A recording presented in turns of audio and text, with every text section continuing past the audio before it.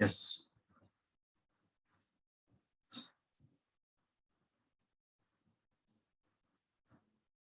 Right. So here, this is what we discussed is early days of computer. So they coded any application program by using machine language, that is zeros and ones. Right. This is, I think, everybody knows that. So coming to the assembly language. So assembly language is referred to as low-level language. Why it is called low-level language in the sense? It is completely dealing with the internal structure of the CPU. That is internal structure in the sense we are directly accessing the register inside the CPU like A register, B register, and some of the registers inside the IC, right? Which is, for example, in 8051 microcontroller, you have seen some special purpose registers and some general purpose registers like R0 to R7. So these are all the internal registers. So by using assembly language, we'll be directly accessing that particular register, right? So right, whereas nowadays you can see this kind of languages, C, C++, Java, Basic, Pascal. Right? So here, as a programmer, I no need to, I know I no need to take care of the internal details of CPU, right? As a programmer, so I'll be using by using a C language like int A or int X. I'll be using a int X, for example, int X. So X is not the register inside the CPU. No, this X will be assigned to some memory location in the internal RAM automatically. Right. So here we are not directly dealing with the internal structure of CPU. No, it is general. So that's why we say this as a high level language. Right. Okay. So that's why high level language is very, when compared with assembly level language, right? So when compare assembly language with the machine language, assembly language is very easy, very understandable. We can understand that from the instruction. So this is my operation. Okay. So it comes in this way, this hierarchy condition. Okay. Right. So assembly language programs must be translated into machine code by a program called the assembler. So if you use assembly language, I'm developing any application using assembly language, then I have to use a assembler. Like if you use C language, you have to use compiler. Like that, if you use assembly language, you have to use assembler. Okay. So this will be converting your programming into machine code. So only machine code is understandable by the hardware. Okay. Okay.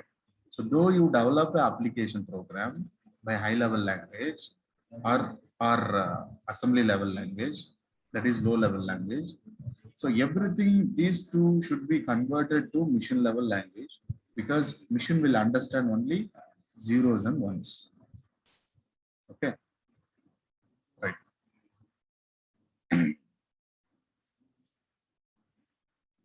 Right. The structure of assembly language. Let us see the answer. So in the assembly language, so we have an instruction, right? So instruction which consists of mnemonics, comma, operand, that is operand, comma, operand. Right? Or some of the instruction will be only the mnemonics. So mnemonics is nothing but a command. What is the command? So for example, for moving a data from one register to another register or from memory to the register or whatever may be, this is my command, move. I'm trying to move a data from one place to another place. This is the command, right? So This is a command, what we say as a mnemonics, right? This is the mnemonics. Operand, comma, operand. So here operand is nothing but data. Data. We are trying to operand, comma, operand one, right? So this operand is named as, it can be a register type or it can be memory addressing, whatever may be, but the data is transferred from one location to another location. Right? For example, I'll give you the move operand, comma, operand. Okay. So here, always this move instruction have a the condition like move. You want to move a data, that is from source to destination. Okay, from source to destination. Here, whatever the data here, that data will be moved to destination. Okay, for example, here R5 is the destination register. Okay, comma, asterisk 25. Here 25 is the, actually this instruction will come into the addressing mode, immediate addressing mode. Then asterisk, sorry, ash 25. So 25 is the data or address. Anybody can tell me? Because since we have already seen addressing mode of 8051. It's address. Data. Data or address? Data. Address, sir, address. It is the data. See, in immediate addressing mode, if you go and see, ash followed by some numerical value, that is the data. Keep in mind, so this is only the instruction which will directly say the numerical value is data. Keep in mind. Okay. See, without understanding this kind of instructions, the second unit, you cannot understand anything. And also you cannot perform well in the lab also. Because second unit will come for lab 50%. Okay, keep in mind. So understand carefully each and every point. Right. So now you come to know that the instruction structure. Okay, let us see the exact instruction structure. Okay, see, this is the structure of each instruction in the assembly language. Okay, assembly language. Okay, right. So here the bracket indicates the field is optional. So this is optional, this is optional, this is optional. Not for all lines have them. Okay, it is not that every line should have this format. No, few lines will have only mnemonics. Few instructions will have both mnemonics and operands. Few instructions will have label, colon, mnemonics, operand. Okay, so in this way it will be differentiated. Okay, different instruction will have different different size, different structure. That is mnemonics, operand, or either only the mnemonics or label, mnemonics, operand. Okay, that we will see one by one. This is command optional. Excuse me, sir. Yes. Could you please repeat the last point? Actually, my network connection went. Which point, ma? Which point? The point previous, before this, just before this. Before previous slide. Yes, sir. The previous slide, last point. Yeah, this one, huh? Here, huh? Yes, sir. Last point. Yes, sir. That one. Here. Yes, sir. Yeah, see, in assembly language, we have different types of instructions. Okay, different types of instructions that we will see in the next classes. This is one type of instruction, that is move. Move is one type of instruction. So always each instruction will have mnemonics, comma, optionally operands. Okay.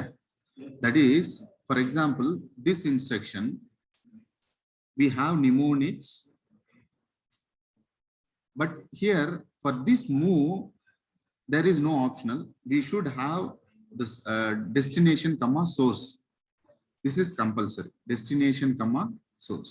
For move instruction, there is no optional. We should have some operand. So here operand is nothing but it can be a register, it can be a memory address. For your understanding, it can be a direct data, whatever as per my knowledge is concerned, direct data. And what else will be there? Register address. Okay, fine, that's it. So here for these, anything can be the operands. Okay.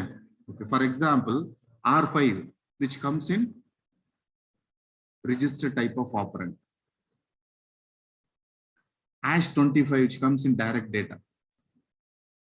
Okay, like this, it will be differentiated. Okay, keep in mind, let us discuss about a simple instruction which has a move operand, comma, operand. So now, as per move instruction, the data will be moved to register R5.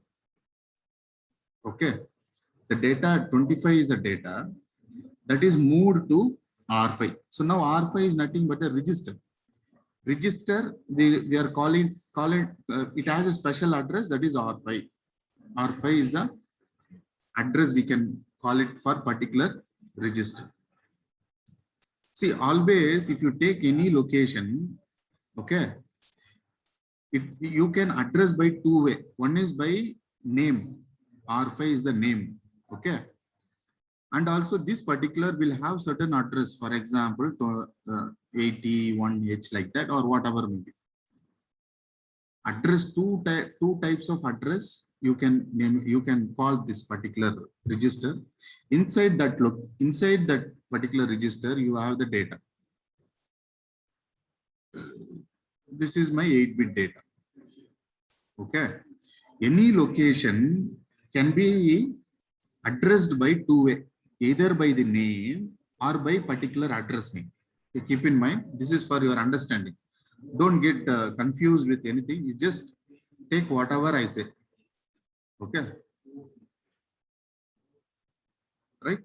So this is a simple example I have given. Let us move to the instruction assembly. In assembly language, the instruction will be in this format.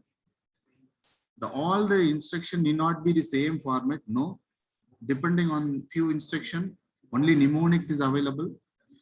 Depending on few instruction, for example, we have seen right.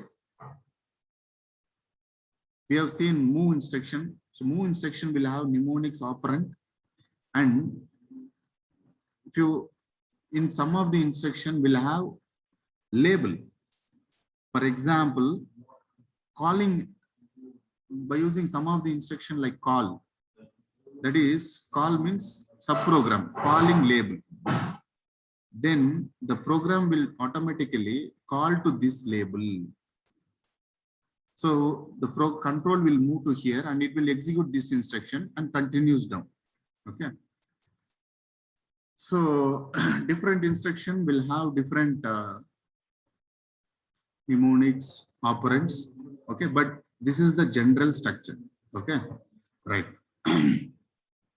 What is label? Label allows the program to refer to a line of code by name. That is, I told you, right? I want to call this particular instruction, then I'll be using a label. Or this label is not, it should not be specific. No, it can generally, you can use it anything. So if I use here my name, if I use my name, then the particular label here I have to use my name. So here the Prabha is the label. Once the controller execute call this Prabha, then it will call to this particular label. Automatically, this instruction will be executed next. Okay, that is the purpose of label. How in C program we are calling a function. So like assembly program, by using label, you will be calling from one place to another place, or you are jumping from one place to another. Okay.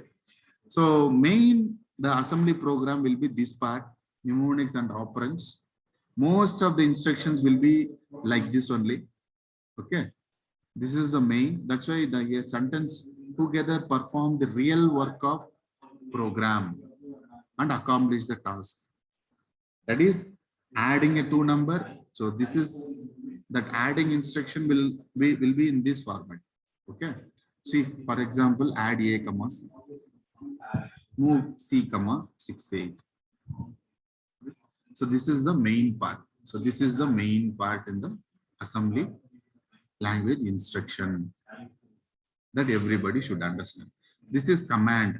For example, whatever the instruction here, I can for my reference, I can write I am adding 2 number, adding 2 number. This is for my reference. So before writing this command, you have to start with colon. You should start with colon. Okay, keep in mind. So this is we have discussed the simple introduction of assembly language programming. Sir, in this mostly will be mnemonics and 68 will be operands, sir. No, I can't get you. Most In a previous slide, sir, mostly will be mnemonics and 68 will be operands, sir. Yes. See, now I have shared another slide. So this is the program. Just any application program. Okay. Initially, we will start with some origin. That is, this is the address. So which tells you that in this particular address. Sir? Yes. On which platform do we write the code, sir? Kale software. Okay. Kale software. Okay. Okay. I will conclude. Then we will come out with the questions. Okay. So this is the general any application program. Okay. So this is the origin which tells you that this is the address where you are going to load your application program. Okay. That is 00H. In program memory, in 00H, you will be loading your first instruction. Okay. Right. So this is your first instruction, move R5, *25. Okay. So you are moving 25 is the data which is moved to R5. So now 35 is moved to R7. 0 is moved to accumulator. So like this, you will be adding data inside this. So like this, you have sequence of code which does certain operation. Okay. Okay. Finally, you have to end the program. So here I will be using certain here colon short jump here. So here what I told, what is this here? Anybody can tell me? So previous slide we discussed. What is this here? What is this? Previous slide we discussed, no? What is colon? Something ending with colon, which tells you that it is a Label, sir. label. It is a label that is calling a particular location. So short jump here. So it will jump to here. What happens? Once again, the controller will execute this short jump here. So once again, the control will move to here. Once again, here, automatically controller will execute short jump here. The controller will continue here. So that here, instead of using end command in assembly language, you will be using this kind of instruction. Now I think you can understand what is the main purpose of label. Okay, label, you have understood what is the exact operation of label. Okay, so these everything's we will learn step by step from the next class. So these everything's will come into the data transfer instructions, arithmetic instructions, so like that.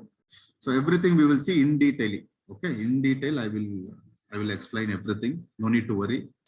Just you have to understand how the structure is. Okay, how the structure is. Okay, next coming to the last point. See, whatever the code, this is your assembly code. Okay. After assembler, after you run the program, this move R5, asterisk 25 is named as 7D25, which will be loaded in the memory in this particular address. This is the data stored in particular address, which we say as a hexa code. That is R5 is nothing but 7D, 25 is your data. This will be taken care by the assembler. Your program, this instruction, after you executed, this is converted to this code up, what we say as a opcode. So controller will understand if it is 7D, controller knows that it is move R5. So next, whatever the data, that is 25 is the data that will be moved to 25. This everything will be taken care by the controller. Whatever the code which is loaded in the program memory, so that will be executed automatically, and the conversion whatever for move 75, everything will be taken care by the assembler. Okay, you no need to worry. Only you have to, as a programmer, you must know the instruction set format, how to write the application program. Okay, any doubt here? No, sir, no doubt.